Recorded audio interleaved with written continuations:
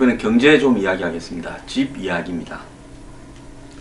지금 한국에요, 빈집이 106만 9천 가구, 107만 가구쯤 있습니다. 처음으로 100만 가구가 넘어갔답니다. 2015년 말 기준으로요. 자, 이대로 두면 2050년에는 302만 가구가 빈집이 될 거다. 이렇게 지금 전망이 되고 있습니다. 자, 전체 주택의 10.1%가 빈집일 거다. 특히 전남, 강원 같은 시골에는 지금도 이렇게 한 7, 8집 중에 한 집이 빈집인데요. 그때 되면 4집 중에 한 집이 빈집일 거다. 이렇게 이야기를 하고 있습니다. 자, 지금 서울에도요, 빈집이 이렇게 8만 채가 있다. 그리고 경기도에 15만 채가 있다고 지금 나오고 있습니다. 자, 그런데 지금 내년에 공급되는 주택 물량이 아파트가 30만 채입니다. 저출산 고령화로 집에 들어가 살 사람들은 줄어들고요. 그래서 일본처럼 지금 일본의 빈집이 얼마나 많은가 하면 88년에 빈집이 394만 가구인데 2013년에 빈집이 820만 가구, 동경도안에 빈집이 140만 가구가 있다는 충격적인 이야기들이 있었습니다. 그래서 일본에 이렇게 집이 비어가고 나중에 베드타임이 사라져가고 그리고 노인들만 사는 그런 마을들이 생기면서 주유소도 없어지고 마트도 없어지고 쌀집도 없어지고 다 없어져 가서 실질적으로 이 순회해서 트럭에 물건을 싣고 가끔씩 사람이 사는 집집마다 공급하는 이 모양새가 벌어지고 있는데요. 한국도 지금 이런 빈집 관리 대책이 필요하다. 그래서 일본에는 빈집 뱅크를 만들어서 빈집 주인하고 임대 희망자를 연결해주는 일도 있다고 합니다. 그래서 60세 이상의 고령자가 빈집에 입주하면 또 18세 이하의 자녀를 키우는 가구가 빈집에 입주하면 일본 정부에서 4만엔에 이렇게 집세를 지원해 주기도 한다는 겁니다. 그래서 구태여 임대주택을 정부가 또 주택 공급을 하기보다는 빈집과 이렇게 그 빈집에 들어가 살기를 원하는 임차인들을 연결시켜 주는 것이 이렇게 지금 지자체의 역할이고요. 또 빈집이 강제로 이렇게 돌보지 않고 놔두면 지자체에서 철거를 해버립니다. 왜냐하면 얼씬연스럽고 범죄에 이용될 수 있으니까요. 그래서 집주인한테 월 5천에서 1만엔씩을 받고 빈집 관리해주는 서비스도 있다고 합니다.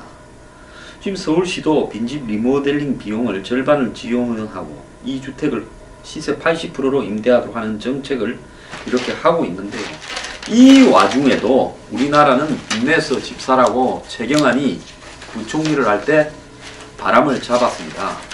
지금 전 세계에 이 ICBM이라는 말이 유행하는데요. 사물 인터넷, IoT, 클라우드, 빅데이터, 모바일 이 첫 자를 따서 ICBM이라고 하는 겁니다. 이제 디지털 시대가 이 사람의 생활 속에 깊숙하게 다가왔습니다.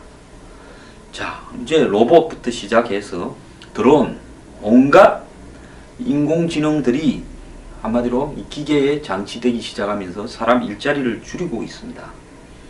자, 미 백악관은요, 인공지능으로 인해 미국인 10명 중에서 4명의 생계가 위험해진다라고 이야기를 합니다. 임금 수준과 교육 수준이 낮을수록 일자리를 잃을 확률이 더 높다.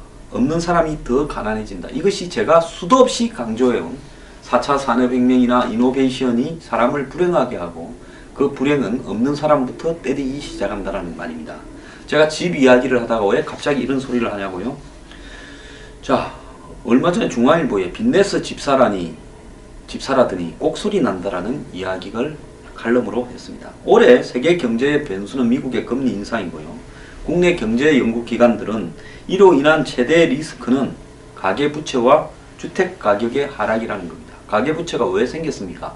빚내서 집 산다고 생긴 게 가계부채 원인의 80%고 나머지 20%는 못 살게 된 자영업자나 가게가 빚낸 거죠. 그것도 주택담보대출이니까 거의 가계부채의 대부분은 일반 사람이 뭐 잡혀 먹을 게 있습니까? 집밖에 없지 않습니까?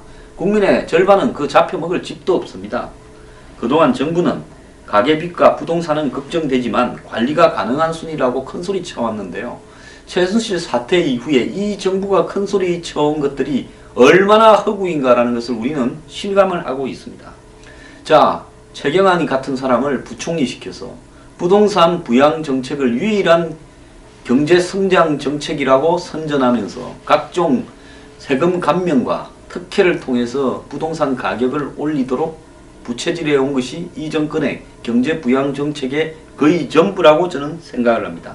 이 사람 총선 때 되니까 도망가서 진박 마케팅 하다가 오늘날 퇴출 대상이 되고 있죠. 자, 갈수록 이 가계부채에 대해서 정부가 자신을 잃어가고 있습니다. 지난해 말로 가계부채가 1300조를 넘었고 가구당 평균부채도 6655만원, 665 여기도 좋습니다. 전년 대비 6.4% 증가했습니다. 통계청은 치솟는 전세가로 인해 저금리 대출을 받아 집을 산 사람이 많았다라고 이야기를 합니다. 자, 금융연구원장은 기자 간담회에서 대출금리가 1포인트 오르면 집값은 2.7% 하락하고 위험가구는 32만 4천 가구에서 36만 5천 가구로 늘어날 거라고 이야기를 합니다. 하지만 너무 신중한 입장이라는 겁니다. 올해 처음 생산 가능 인구, 즉 15에서 64세 사이의 인구가 줄어들기 시작합니다. 2017년은 한국의 인구가 사실상 줄어드는 시점이 첫 시작입니다. 자, 현대경제연구원은 버는 돈보다 갚을 돈이 더 많은 한 개 가구를 그 5배인, 즉 대출 위험 가구의 5배인 160만 가구라고 추산을 합니다. 은행 빚이 은행에 보관해둔 자산보다 훨씬 많고 원리금 상환액이 처분 가능 소득의 40%를 넘는 고위험 채무 가구들입니다. 내가 100만원을 벌면 그 중에 40만원 이상을 원리금을 갚아야 되는 겁니다. 은행에 100만원 벌면 자동으로 40만원이 떼이는 사람입니다. 벌은 것의 절반 가까운 돈을 은행에 갖다 주는 사람이 살아갈 수 있겠습니까? 여기에 가구당 평균 가족 3명을 곱하면 460만 명이 벼랑 끝에 내몰린 사람들이라는 겁니다. 금리가 오르면 이 중에 상당수가 더 이상 빚을 갚지 못하는 상황이 될 거라는 겁니다. 한국 경제가 이런 쓰나미를 버틸 수 있을까? 물론 외환 보유액 3,720억 달러와 지난해 970억 달러의 경상수지는 튼튼한 펀더멘탈이다. 이렇게 이야기를 하지만 국가가 아무리 튼튼해도 개인이 무너져 갈 때 국가가 버틸 수 있습니까? 미국이 서브프라임 위기 때요. 국가가 무너졌습니까? 개인이 무너졌습니까? 자, 어쩌면요.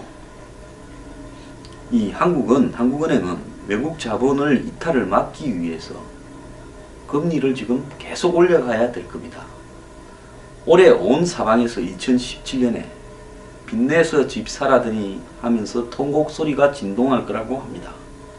정부 정책에 잘 따랐거나 가난한 계층부터 AI와 인공지능과 금리 인상의 피해자가 될 것 같다는 겁니다. 그런데도 정치권은 동반성장, 균형성장, 포용성장, 공정성장, 국민성장 등 성장이라는 말을 붙여가지고 한마디로 온갖 사기를 치고 있습니다. 자, 그리고 사회적 강자에게 세금을 올리고 약자에게 임금을 올려주겠다는데 이게 이렇게 될 거라고 생각하는 사람도 없고 2% 성장이 3%로 올라갈 거다라고 보는 사람도 없습니다. AI가 가진 자에게는 기술 혁신으로 수많은 벤처기업이나 이 금융 투자가들에게는 돈을 벌어주겠지만은 대중들을 불행하게 만들 것입니다. 자, 이제 이 집 문제로 따른 불행을 이 박근혜 정부는 이것까지 책임지지 않고 일찍 집에 가는 것 같아요. 잘 알기 때문에. 이제 이 뒷감당을 누가 할 거냐는 겁니다. 요즘 뭐 정부가 해주는 무슨 주거정책 있다고 성홍보합니다. 7대1이 넘는 행복주택, 또 청년 전세 임대라고 한국토지주택공사가 하는 그 프로그램. 근데 여기에 뽑히면 뭐하냐라고 분통을 터뜨리는 젊은이들이 있습니다. 서울의 한 대학생은 22살짜리인데 이 토지공사의 청년 전세 임대주택에 당첨이 되었답니다. 그래서 이제 살 집이 생기나 생각했는데 4개월가량 전셋집을 구할 수가 없었습니다. 발품을 팔고 또 팔았지만 부동산마다 LH공사에서 관리하는 청년 전세 임대주택에 집을 내놓을 사람은 아무도 없었다는 겁니다. 집주인이 다 퇴짜를 났대요. 결국은 학기가 끝나도록 구하지 못해서 빚 좋은 개살구다라는 겁니다. 대학생과 취업준비생을 위해서, 청년을 위해서 주거지원 정책이 중앙정부나 지자체, 공기업 등에서 나오고 있는데요. 현장과는 하도 동떨어져서 그 대상자인 청년들은 구상을 짓고 있습니다. 핀란드의 혁신 중에서 청년주택이라는 정책이 있습니다. 국가적으로 청년들에게 주거를 제공하는 부분인데요. 그 어설픈 흉내만 내는데 한국에서는 제대로 되지 않고 있습니다. 까다로운 요구 조건에 집주인의 갑질 탓에 그 당첨이 되어도 당첨도 몇 대 1을 거쳐서 몇십 대 1을 거쳐서 되겠지만 실제 혜택을 받기 어렵다는 겁니다. LH공사의 청년 전세 임대주택 제도는 전국적으로 시행되는 대표적인 주거지원 정책인데요. 타지 출신 대학생과 취업준비생을 대상으로 신청을 받아서 즉 지방에서 올라온 그런 대학생이나 집을 나와서 취업을 준비하는 학생에게 신청을 받아서 LH공사가 지역별로 8천만 원의 전세금을 지원하는데요. 저소득층일수록 우선순위에 오르는데 당첨된 사람은 전세금 만약에 8천만 원을 지원받았다면 여기에 1%에서 3% 해당되는 이자만 월세격으로 LH공사에 내면 된다는 겁니다. 그래서 이런 청년 전세 임대주택 제도야 좋죠. 여기에 당첨된 중북지역 대학생 이모 씨는 서울 성북구의 부동산 20곳을 방문해 매물 4곳을 소개받았는데 가는 곳마다 고개를 가로졌습니다. 사람이 살만한 집이 아니었고 부동산에서 정부 지원을 받는다고 말하니 외진 곳에 있는 낡은 집들이나 보여줬다는 겁니다. 하수구 냄새가 나고 주변에는 폐건물이 있는 귀신 나올 집들만 보여주더랍니다. 어차피 월세 받기 힘든 집이니 정부 지원금을 받는 입주자라도 한번 유치해보자라고 그런 집들만 있고 쓸만한 집은 다 없더라는 겁니다. 또 다른 한 여대생은 집주인이 터무니없는 높은 전세값을 부르는 바람에 이렇게 포기를 했다는 겁니다. 주인이 시세보다 더 비싸게 올리거나 반전세, 월세를 따로 요구했습니다. 우리나라 국민들요, 개별적으로 보면 사람들 참 순한데 돈과 연결되어서 이해관계를 따지는 갑이 되고 보면 아주 잔인무도합니다. 정부가 지원하는 전세금 규모를 아는 집주인이 아무리 나가도 상한선 8천만 원을 요구한다는 겁니다. 7천만 원을 부르는 집은 한 달 관리비만 20만 원씩을 요구한다. 따로 월세를 별도로 내라고 요구하는 겁니다. 그래서 까다로운 조건과 복잡한 절차도 문제인데요. 학기 앞에 원룸이나 고시원은 수요가 많지만은 근린생활시설로 분류돼 지원 대상에서 제외되고 전용 면적 60평방미터 이하 집주인의 부채 비율이 90% 이하인 주택만 전세금을 받은 전세금 대상이 되고 이 프로그램 대상이 되는 겁니다. 가압류나 토지 소유자와 건물 소유자가 다르면 또 안 된다는 겁니다. 아마 돈 떼일까봐 그러겠죠. 이렇게 계약을 할래도 한 달 정도 이렇게 걸리는 절차가 있고요. 전세 계약 전에 LH공사가 해당 매물의 건저당을 살펴보고 부채 비율을 따지고 이거 공무원이 비슷한 사람들이 하는 일이니까 이것도 또 한참 몇 주씩 걸리겠죠.